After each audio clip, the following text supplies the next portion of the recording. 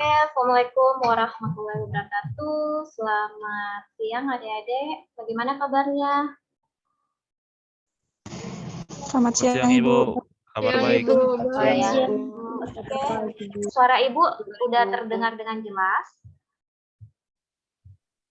Ya, jelas. Jelas, Ibu. Ya, Ibu. Oke. Untuk pertemuan kali ini kita akan membahas terkait dengan senyawa organik ya. Jadi mungkin sebelum Ibu melanjutkan ke materi yang ke-9, saya ingin satu atau dua orang perwakilan yang menyimpulkan materi perkuliahan yang sudah dilewati ya dari minggu pertama sampai minggu ke-7. Mungkin siapa yang ingin mewakili dari beberapa temannya untuk menyimpulkan perkuliahan apa yang sudah dilewati dari minggu pertama sampai minggu ke-7.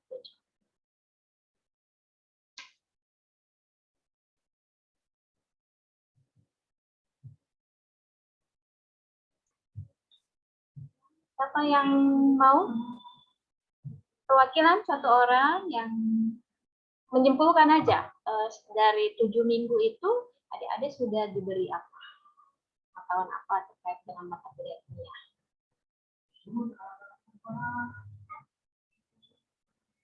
Atau Ibu yang tunjuk ya?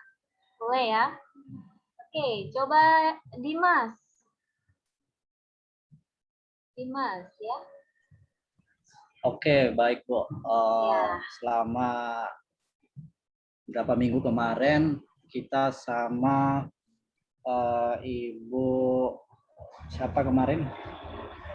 Ibu Ninengah Suryani itu dari awal pertama masuk kita belajar tentang yang pertama itu unsur, materi unsur. Yang kedua kita belajar tentang atom, kalau nggak salah atom. Terus materi yang ketiga dan keempat itu materi ketiga itu bagian-bagian atom. Terus yang keempat senyawa kimia dan ikatannya. Dan yang materi kelima itu rumus-rumus kimia. Dan materi ke-6 itu rumus dan penamaan. Materi ke-7 materi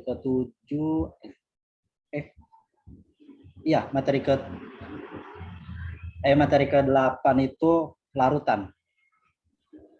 Dan untuk minggu ke-9 kita bersama Ibu.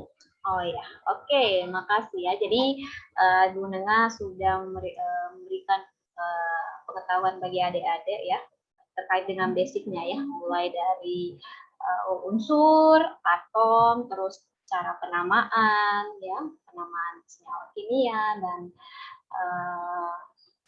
terkait hal-hal basic ya terkait dengan jenis-jenis ikatan ya. Jadi adik-adik sudah pelajari di situ dan Ibu melanjutkan sebenarnya terkait dengan materi yang disampaikan oleh Ibu Nengah ya. Oke, untuk materi minggu ke-9 ini materi Ibu sudah saya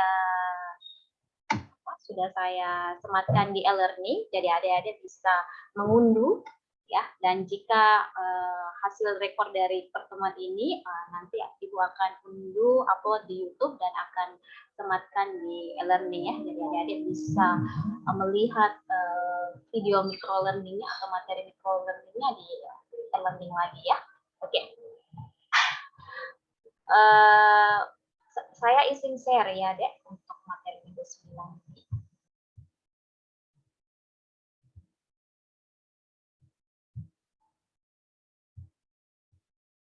Oke, apakah slide presentasinya udah adik-adik udah lihat? Sudah, Ibu. Oke. Sudah, Bu. Ya. Oke. Untuk minggu ke-9. Oke. Untuk minggu ke-9 kita akan membahas terkait dengan kimia organik ya. Jadi kimia organik itu adalah suatu studi ya yang mempelajari terkait dengan senyawa-senyawa organik. Oke, mungkin sebelum Ibu masuk, mungkin ada yang bisa memberikan gambaran ya terkait dengan senyawa organik.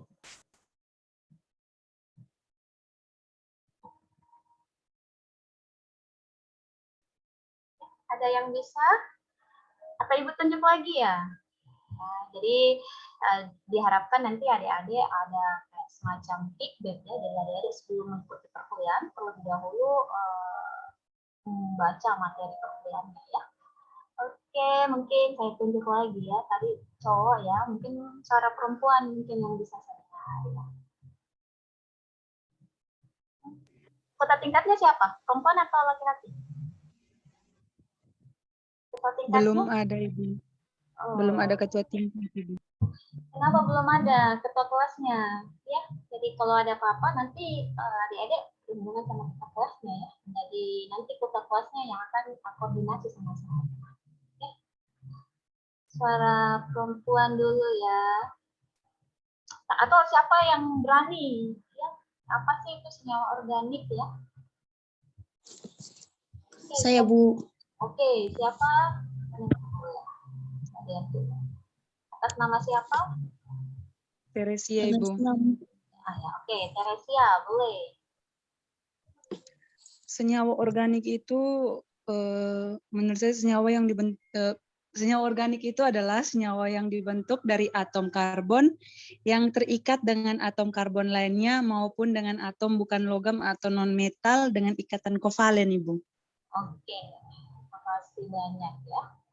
Ya, udah benar ya. Jadi kita lihat ya. Oke, jadi senyawa organik itu adalah senyawa yang dibentuk dari atom karbon ya yang terikat dengan atom karbon lainnya maupun dengan atom bukan logam ya. Jadi pada umumnya ya, jadi senyawa organik itu contohnya seperti kayak karbohidrat, kayak lemak, kayak protein ya. Jadi suatu senyawa yang bisa disintesis di dalam tubuh ya, di dalam tubuh makhluk hidup ya. Seperti karbohidrat, lemak, protein ya. Jadi senyawa organik ini bisa disintesis dalam tubuh. Jadi jika sekiranya dari luar tidak dipenuhi, maka dari dalam tubuh yang akan memproduksi atau mensintesis kebutuhan yang perlu dibutuhkan oleh manusia. Ya. Selain dari senyawa organik, ada istilahnya senyawa anorganik ya. Jadi kalau senyawa anorganik itu lebih ke arah senyawa yang dibentuk di atas atom karbon dan atom hidrogen ya, dan rata-rata yang memiliki ion ya. Jadi seperti kayak mineral ya, mineral, dan rata-rata senyawa anorganik ini itu larut dalam air ya. Jadi berbeda dengan senyawa organik. Oke, mungkin Ibu terlewatkan ya, jadi ini pertemuan perdana dan mungkin ada sebagian besar yang belum mengenal itu ya. Oke, mungkin Ibu perkenalkan diri ya. Nama saya Sumiyanti. Kalau adik-adik bisa memanggil saya Dunia ya, jadi sopan akrabnya. Tetapi kalau di Undana mungkin adik-adik panggilnya Bu Yati ya, karena di Undana banyak yang panggilan dosen ya bernama Mia ya. Jadi untuk membedakan aja, adik-adik cukup memanggil saya ya. Oke, Ibu sebenarnya bukan asli Kupang ya, jadi Ibu dari Sulawesi Selatan ya, dari Makassar. Jadi sangat senang juga bisa berjumpa dengan adik-adik ya, dengan kondisi yang suasana baru Kupang ya.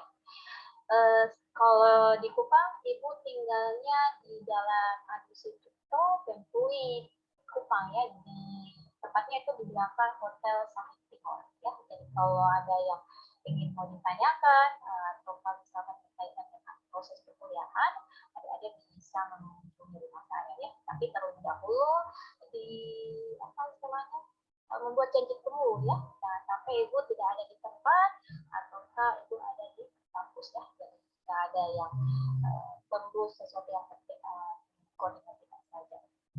komunikasi bangsa ya. Oke.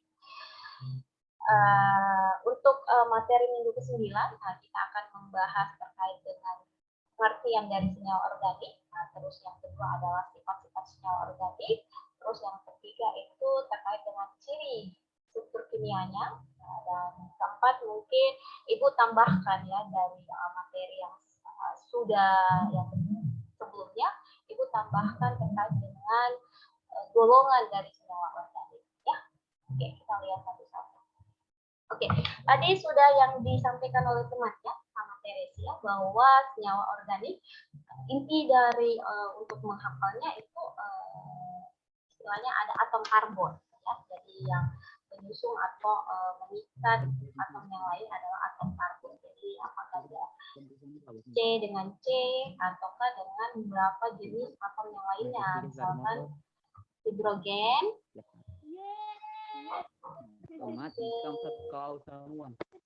Yang ngomong siapa ya?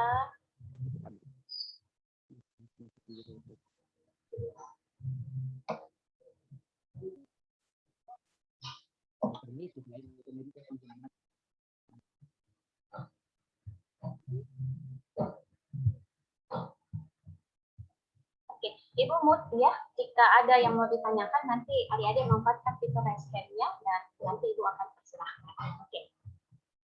Jadi Ibu mood semua peserta jadi supaya tidak mengganggu yang lain ya terkait dengan pemaparan Ibu ataukah teman-teman kalian untuk menyimak ya. Terus jika adik-adik ada yang ingin ditanyakan, adik-adik memanfaatkan fitur raise hand dan nanti kita manfaatkan forum diskusinya ya. Oke. Tadi sudah disampaikan oleh temannya Teresia bahwa senyawa organik itu senyawa yang dibentuk dari atom karbon yang terikat dengan atom karbon lainnya ya, maupun dengan atom bukan logam.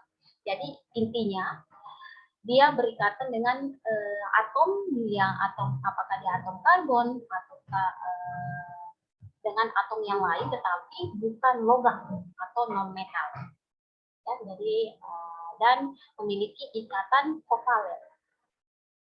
Oke, atom non metal itu biasanya adalah atom hidrogen, atom oksigen, atom nitrogen, dan atom sulfur dan atom-atom dengan unsur halogen ya. Jadi itu dari definisi dari senyawa organik. Contohnya seperti apa ya? Jadi salah satu beberapa senyawa organik itu seperti karbohidrat ya, lemak ya, protein ya.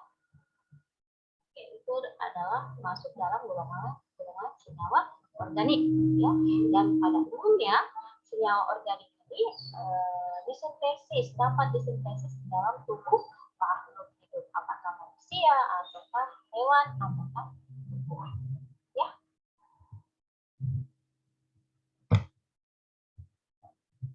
Oke, sifat-sifat dari senyawa organik dia pada umumnya yang sangat dominan oleh ikatan antara karbon dengan karbon dan karbon dengan hidrogen ya. Jadi rata-rata yang organik itu umumnya berikatan dengan atom karbon dan atom hidrogen ya. Terus ikatannya juga bersifat nonpolar ya. Jadi terus yang ketiga mempunyai titik didih di bawah 400 derajat Celcius. Hal ini disebabkan oleh molekul senyawa organik relatif nonpolar sehingga daya tarik menarik antar molekul dapat diterima ya. Jadi di samping itu di titik rendah ini, titik didihnya rendah itu disebabkan oleh ukuran molekul ya. Nanti kita lihat satu persatu ya. Terus karakteristik lainnya itu dia relatif tidak larut dalam air, berbeda dengan senyawa anorganik ya. Jadi senyawa anorganik itu pada umumnya larut dalam air ya. Misalkan kayak mineral ya, mineral, ion-ion. Jadi senyawa anorganik itu pada umumnya larut dalam air ya, berbeda halnya dengan senyawa organik ya, pada umumnya tidak larut dalam air. Oke, terus dari struktur dari senyawa organik itu pada umumnya ya molekul organiknya mempunyai rantai lurus atau bercabang ya.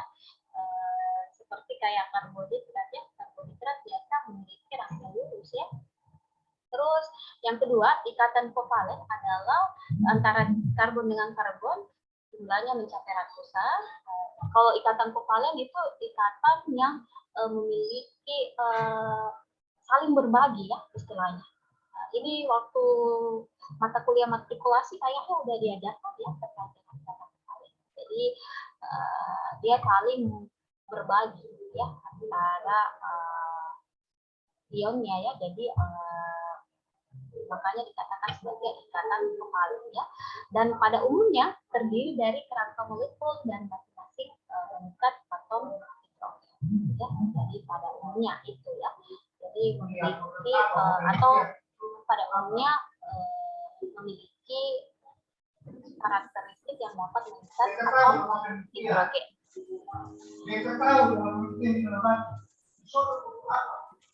Oke. Apa itu uji penelitian atau apa atau penelitian uji atau apa? Oke, untuk terkait dengan penggolongan senyawa organik ya itu terdiri atas 4 ya. Jadi ada senyawa siklik ya, terus yang kedua senyawa alifatik, terus ketiga senyawa homosiklik, dan keempat adalah senyawa heterosiklik ya. Oke. Kita lihat ya, senyawa siklik itu adalah senyawa yang punya rantai karbon tertutup ya. Jadi pada umumnya dia berbentuk lingkaran ya. Jadi makanya dia rantai karbonnya tertutup ya. Berbentuk lingkaran. Terus sedangkan kalau senyawa alifatik itu senyawa yang mempunyai rantai karbon yang terbuka ya. Jadi biasa senyawanya yang bercabang ya. Terus yang ketiga itu adalah senyawa homosiklik ya. Yaitu senyawa siklik yang atom lingkarnya hanya disusun oleh atom karbonnya. Jadi adik-adik bisa lihat di sini ya, dari kata homo itu artinya seragam ya. Siklik itu adalah kayak kalau mau dibilang istilahnya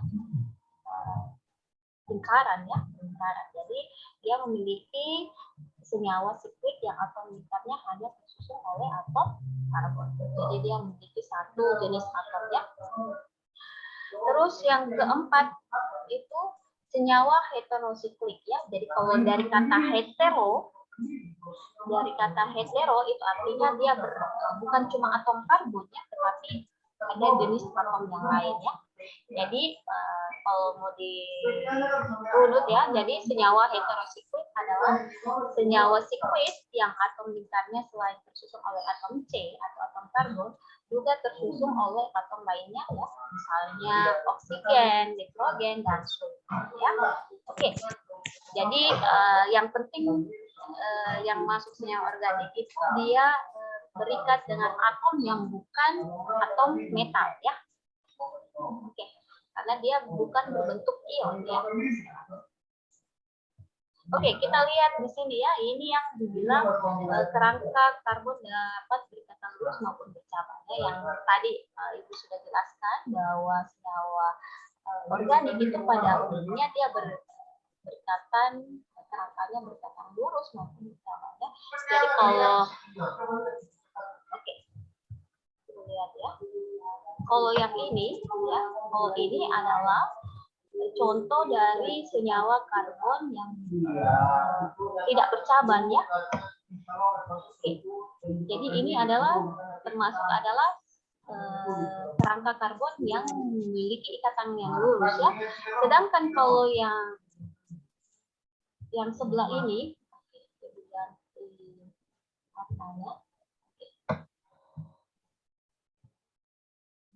sedangkan kalau yang di sebelah ini adalah salah satu contoh senyawa yang karbon yang bentuknya bercabang. Oke. Jadi ada yang lurus dan ada yang bercabang. Oke. Jadi bisa dilihat dari senyawa unsur ikatannya di sini. Jadi atom karbon itu pada umumnya dia berikatan dengan atom karbon yang lain, dan pada umumnya juga ada yang berikatan dengan atom selain atom karbon ya, misalkan dia atom hidrogen. Jadi pada umumnya berikatan dengan atom hidrogen ya. Tetapi ada juga senyawa organik yang berikatan dengan atom oksigen, ya, atom hidrogen maupun atom sulfur ya. Oke.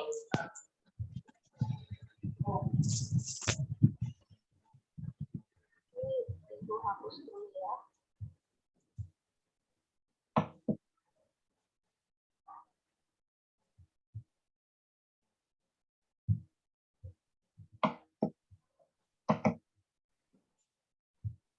Oke, kita lihat di sini ya. Oke. Jadi inilah salah satu contoh senyawa organik ya yang berbentuk siklik ya. Artinya dia berbentuk lingkaran. Oke.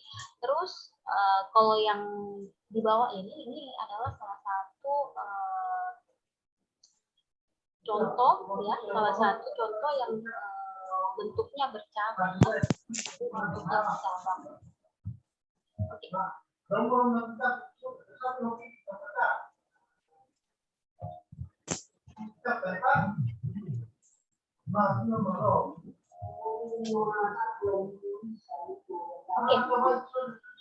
Di sini ya, Ibu memperlihatkan ya dari satu yang diuraikan seperti ini, dan satu seperti ini, dan satu seperti ini. Jadi semuanya sama ya.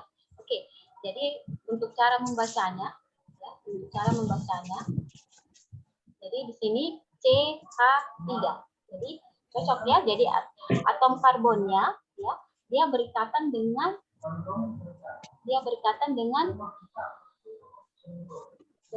atom hidrogennya. Jadi atom hidrogennya ada, kita lihat ya. Jadi atom hidrogennya ada 1, 2, 3 ya. Jadi makanya di sini karbon CH3. Oke, jadi sama ya. Oke.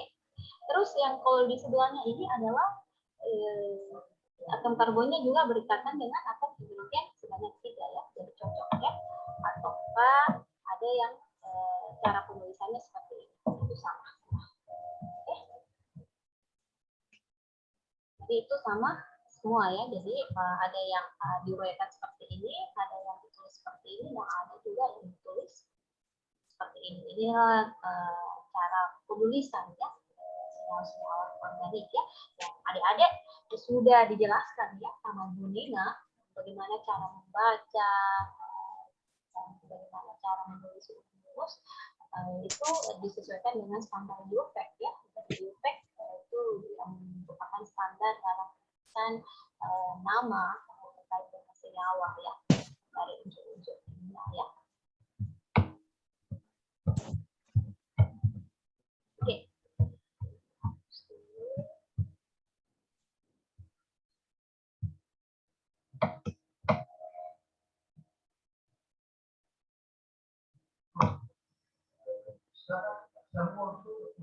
Oke, ini salah satu salah satu contoh dari lemak ya, klasifikasi dari lemak itu bisa dilihat dari dia memiliki gugus fungsi ya. Oke. Dia memiliki gugus OH ya, jadi gugus karboksilat ya. Jadi ini masuk dalam golongan lemak ya. Terus ada juga yang berikatan rangkap ya, seperti ini. Terus ada juga yang seperti ini ya. Jadi inilah salah satu contoh dari senyawa-senyawa organik ya. Jadi ada yang contohnya dari lemak ini yang pada umumnya berikatan juga dengan gugus fungsi ya. Jadi selain atom karbon, atom hidrogen ya, ada juga berikatan dengan atom oksigen. Nanti di minggu selanjutnya nanti kita akan jelaskan satu persatu ya dari senyawa organik ya. Jadi terkait dengan karbohidrat, terkait dengan lemak ya, terkait dengan protein. Ini sebenarnya sebagai basic saja bagi adik-adik mengenal dulu terlebih dahulu terkait dengan senyawa organik. Oke, mungkin sebagai tugas yang pertama nanti Ibu akan sematkan di e-learning ya. Itu terkait dengan adik-adik memberikan contoh terkait dengan gugus fungsi ya. Jadi adik-adik sebutkan rumus fungsi dan bagaimana cara ini ya, cara penulisannya adik sebutkan ya, dan mungkin minggu depan Ibu tidak sempat masuk ya karena di kegiatan Pusdikma, jadi untuk sebagai pengganti ya aktivitas adik-adik dan bisa merekam nanti Ibu kasih tugas ya. Terus nanti untuk membahas materi yang selanjutnya ya, materi minggu 10 dan minggu 11 nanti kita bertemu lagi di minggu ke-11 nanti akan membahas materi sebelumnya. Oke, lanjut ya. Oke, terus ada juga yang penulisannya dengan menggunakan ukuran purin ya seperti ini dengan simbol-simbol seperti ini. Jadi ada yang diuraikan seperti ini, ada yang ditulis dalam bentuk ini, dan ada yang ditulis dalam bentuk ini. Oke? Halo, halo. Pergi ke kantor. Aku kan udah buat tugas itu. Ya, Bu, nanti saya hubungi kalau bisa.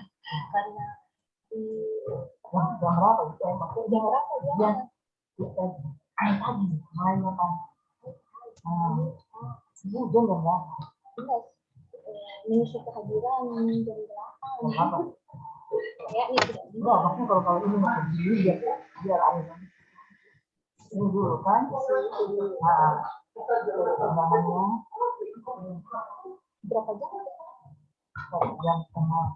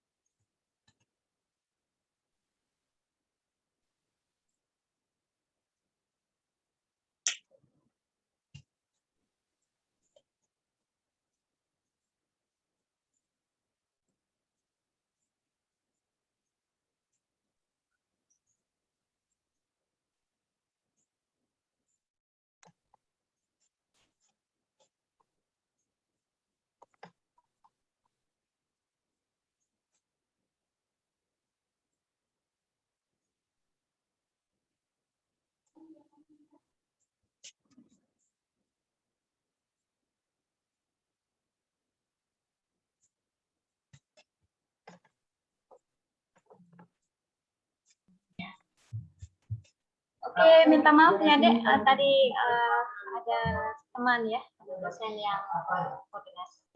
Ya, Bu, ya.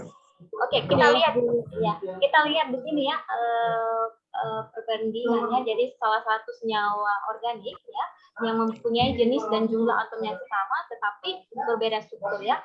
Contohnya ini adalah etil alkohol dan dimetil ether ya. Dilihat dia terlihat sama ya, tetapi dia kalau dari segi struktur itu berbeda ya. Oke, kalau dari strukturnya bentuknya sama ya, tetapi kalau dari struktur itu berbeda ya. Kalau dilihat dari etil alkohol, dia memiliki struktur CH3, CH2OH ya. Tetapi kalau di metil ether itu dia CH3, OCH3. Jadi perbedaan ya. Jadi sebenarnya dia sama-sama ya. Jadi kalau atom karbonnya ini dia memiliki 2 atom karbon ya. Terus bukan 2 atom karbon ya. Terus hidrogennya dia memiliki 345 ya. 345 ya. Jadi dia memiliki atom hidrogen ada 6 dan atom oksigen ada 1. Kalau di sini juga dia memiliki atom karbon 2, hidrogen juga 6 dan oksigen 1. Jadi memiliki, tetapi dari struktur ya, dari senyawanya itu berbeda. Oke. Terus dari poin titik didihnya ya.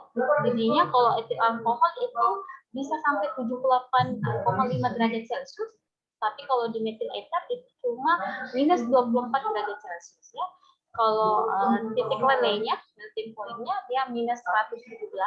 Kalau di metil ethernya minus 138,5 derajat Celcius ya. Jadi dari jumlah atom karbon dan hidrogen dan oksigen itu sebenarnya sama ya, tetapi dalam strukturnya itu berbeda. Ya, ini salah satu isomer atau senyawa yang mempunyai jenis dan jumlah atomnya sama, tetapi berbeda dalam hal struktur. Ya, selain itu dia memiliki karakteristik yang berbeda ya, mulai dari panas, terus titik lele, terus kerapatan dan larutannya di dalam air. Ya, oke.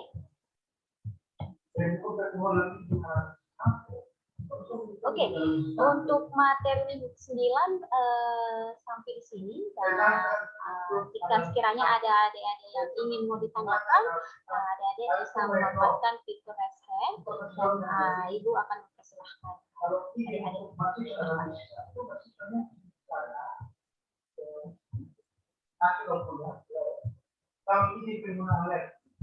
Oke, saya persilakan 1 atau 2 orang. Untuk termin pertama terkait dengan materi minggu 9, apa yang ingin mau ditanyakan?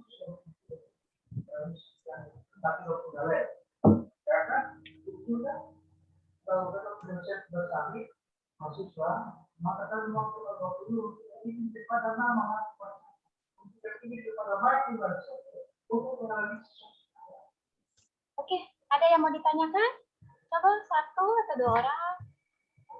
Saya rapid check. Jika memang nggak ada, untuk minggu depan kita akan membahas terkait dengan materi karbohidrat. Ya.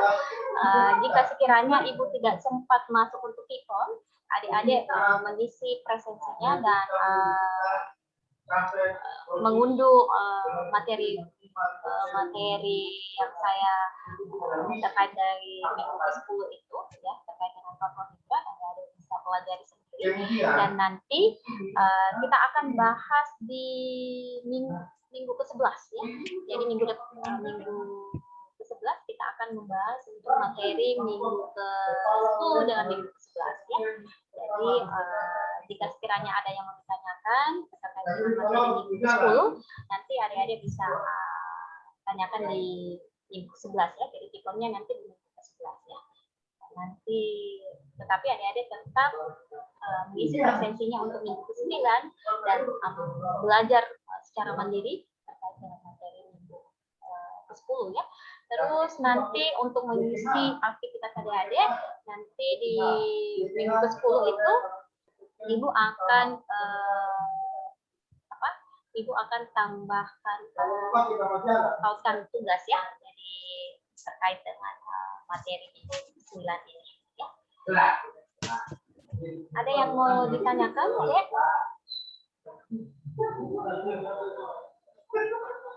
Kamu kali kan pecah berapa besok? 36 ya. Siapa yang belum mengisi presensinya?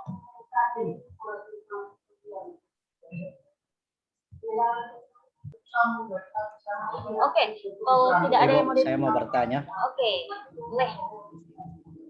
Siapa yang tadi? Atas nama saya belum lihat. Atas nama siapa? Dimas ya? Dimas ya, Bu. Oke, silakan Dimas.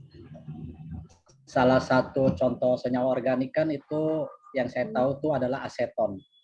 Nah, aseton kan banyak digunakan sebagai banyak digunakan juga di thinner, terus itu kan sebagai pelarut cat, terus sebagai resin, sebagai pembuatan plastik. Nah, ada satu digunakan sebagai penghapus cat kuku. Nah, apakah aseton itu berbahaya kalau kita menggunakannya secara tidak tepat?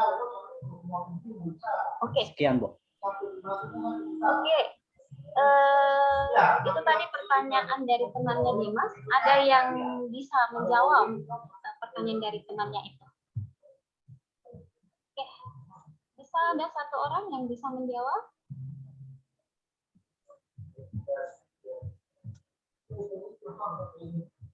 Oke, ada yang bisa menjawab?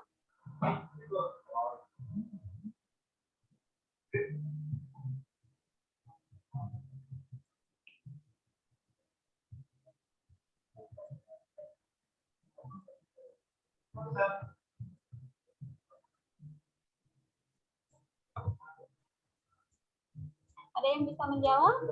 Temannya?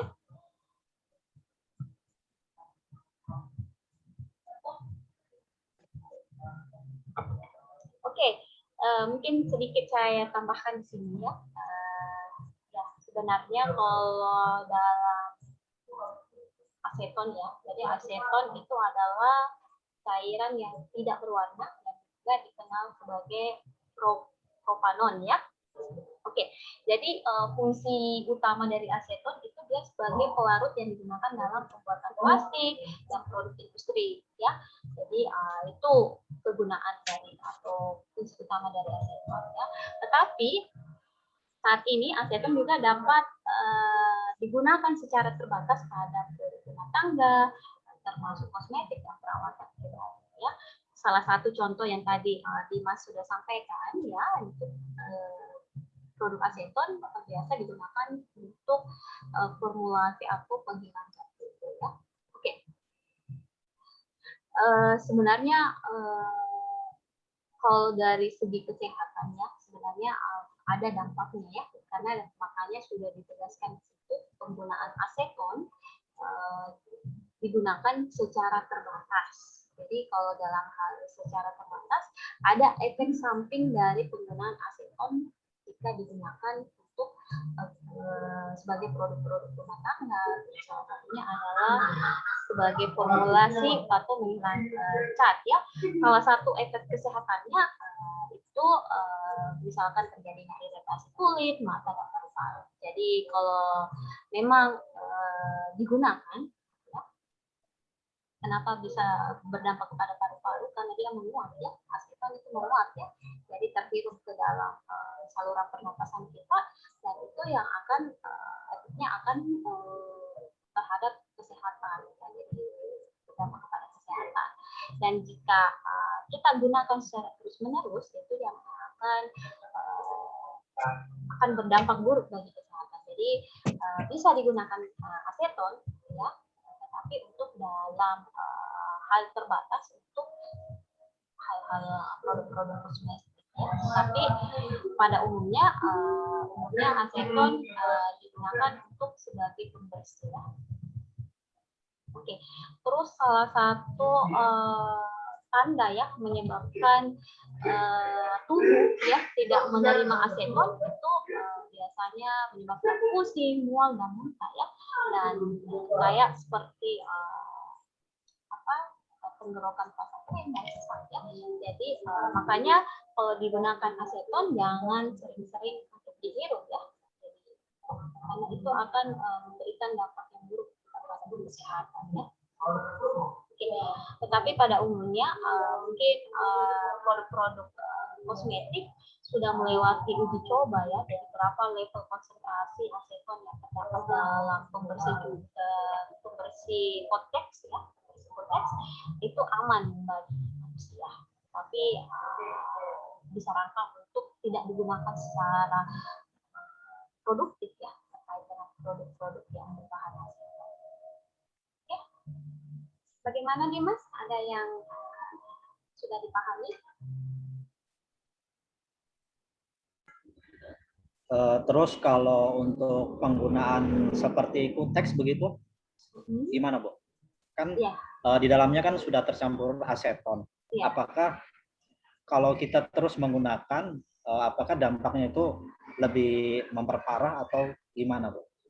Oke, jadi itu tergantung dari tingkat toleransinya ya, tingkat toleransi tubuh ya. Tetapi pada umumnya produk-produk kesehatan, produk-produk kosmetik itu sudah melewati Balai POM ya. Jadi ada standar minimal dari kandungan aseton yang terdapat dalam kuteks ya, atau dalam pembersih kuteks itu ya. Jadi sudah melewati uji coba itu ya, kecuali kalau produk kosmetik yang ilegal ya, itu yang ya, itu yang akan berdampak kepada kesehatan ya.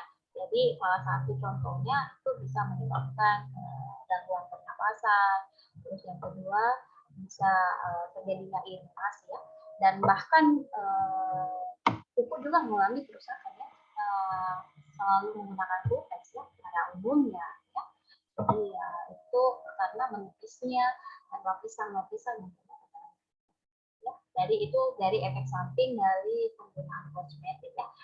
Tetapi secara umum memang memberikan hasil yang lebih maksimal ya dibandingkan yang tidak menggunakan kuteks. Tetapi jika kita konsumtif ya menggunakan secara terus-menerus, itu juga akan memberikan efek samping ya, apakah kuku kita mengalami kerusakan, apakah ada efek samping yang lain ya terkait dengan penggunaan aseton. Mungkin itu yang bisa saya berikan gambaran ya terkait dengan penggunaan aseton. Tapi secara umum produk-produk kosmetik yang keluar di pasaran ya itu sudah melewati berbagai macam uji ya, jika produk tersebut legal ya. Jadi ada standar kewajaran yang bisa digunakan. Tetapi sebagai saran ibu jangan gunakan secara konsumtif ya, secara terus-menerus, karena walaupun produk yang dikeluarkan itu memiliki kadar aseton yang sedikit, tetapi kalau dikonsumtif secara terus-menerus atau digunakan secara terus-menerus itu berdampak juga terhadap kesehatan juga ya. Jadi efeknya juga ada.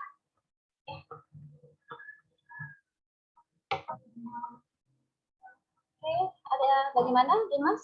Bisa? Siap Ibu, bisa dipahami Bu. Bisa ya? Oke. Ya. Oke, ada yang lain? Ada yang lain? Oke, kalau tidak ada, kita akhiri perkuliahan ini, dan untuk materinya adik-adik bisa download ya, dan untuk hasil rekamannya ini Ibu akan tautkan di e-learning ya. Jadi Ibu akan upload di YouTube terlebih dahulu dan akan tautkan di e-learning. Jika sekiranya ada yang belum mengerti, adik-adik bisa mengulangi kembali ya, menonton videonya atau membaca materinya.